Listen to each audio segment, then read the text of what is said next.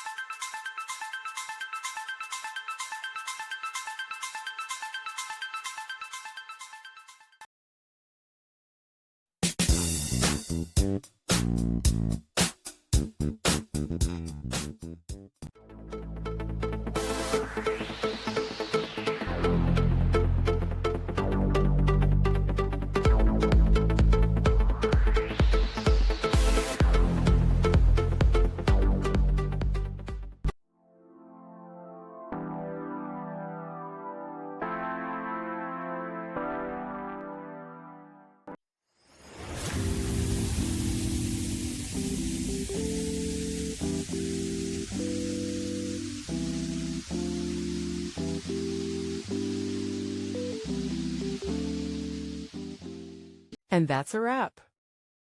I hope you found the answer you were looking for. If you did, take a second to hit that subscribe button. It really helps out. And let me know in the comments which solution worked best for you. See you next time in the debug zone.